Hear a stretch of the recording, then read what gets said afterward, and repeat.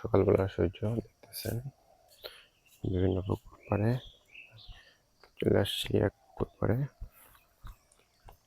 যে কি অবস্থা দেখা যায়, যে পুকুর দেখেছেন, পুকুরে দেখতে পাচ্ছেন কিছু হাঁস রয়েছে। দেখতেছেন পুকুরে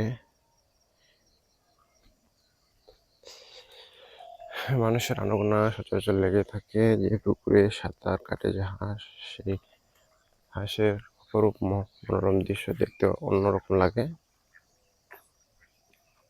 দেখানোর চেষ্টা করতেছি আপনাদের। এই যে দেখেন কি অমায়িক খেলা, সচরাচর এটা কোথাও দেখা যায় না।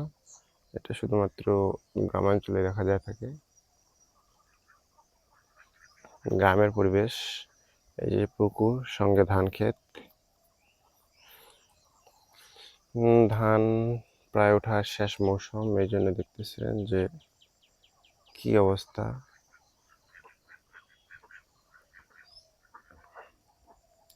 এই যে দেখেন, আমি দেখানোর চেষ্টা করতেছি।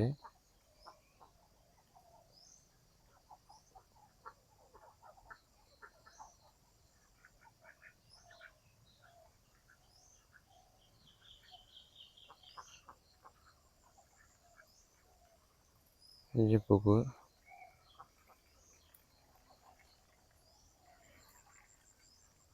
যে পুকুরে হাঁস সাঁতার কাটতেছে।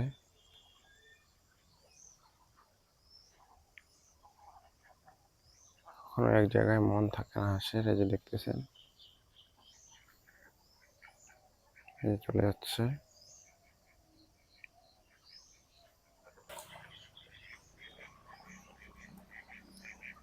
কোথায় যাচ্ছে দেখাইলাম, দেখতে পাচ্ছেন। এবার আরো একটা পুকুর আছে বড়।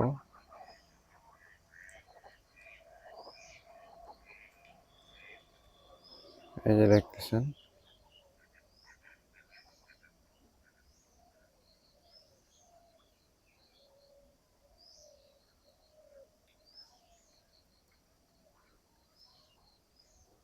পুকুরে প্রচুর মাছ। সেই জন্য এই যে মাছের দেখতেছেন কি অবস্থা। মাছ,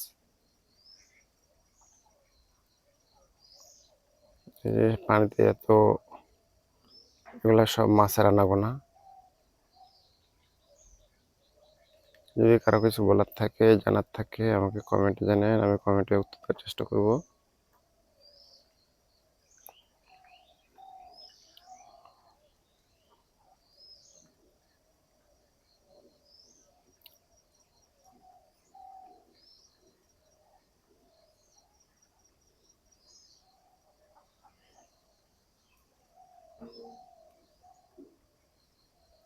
এই দেখতেছেন,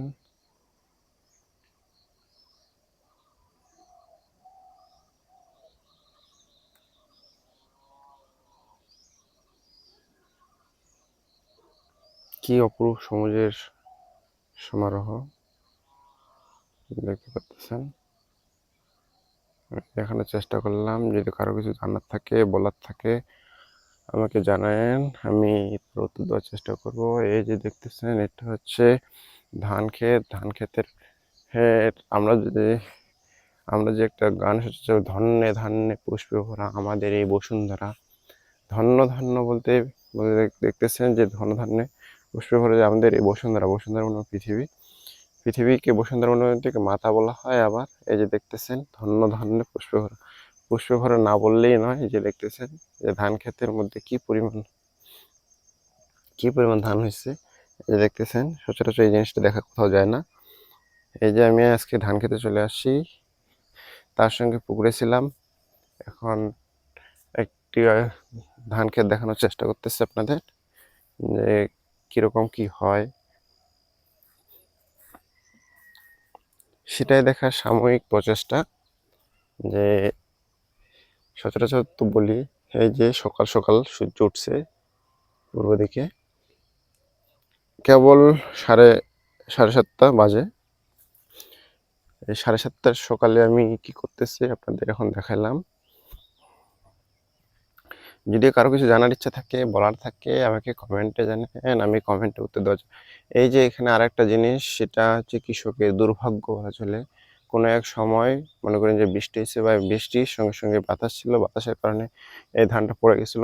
কৃষক এই ধানটা যেন প্রপারলি সঠিক মতো হয়, প্রপারলি হইতে হয়, সেজন্য এটাকে ধানটাকে সুন্দরভাবে বাঁধে তুলছে, যাতে কোনো ধানটা একটু হলেও বেশি হয়ে থাকে এই জন্য। আর এ পাশে দেখেন প্রচুর পরিমাণে ধান আছে, কিন্তু মাঝখানে গিয়ে ধানটা পড়ে গেছে। ধানটা পড়ে যাওয়ার কারণে কৃষকের প্রচুর ক্ষতি হয়ে থাকে, এতে ধান হয় না। ধানটা যখন হয় তখন সেটা পাতান হয়ে থাকে, মানে যেটা খাওয়ার অযোগ্য বলা চলে, আমরা জানি। তার সঙ্গে হচ্ছে একটা দেখেন অমায়িক সৌন্দর্য জিনিস হচ্ছে বাঁশঝাড়, যেটা সচরাচর অন্য কোথাও দেখা যায় না। বাঁশঝাড় দিয়ে অনেক কিছু হয়ে থাকে। এটা একটা হচ্ছে অমায়িক সুন্দর দৃশ্য। এই যে বাঁশঝাড় দেখেন কত উঁচু হয়ে দাঁড়িয়ে আছে, এই যে দেখতেছেন। যদি কোনো কিছু বলার থাকে, কারো জানার থাকে, আমাকে কমেন্টে জানান, আমি কমেন্টে উত্তর দেওয়ার চেষ্টা করব।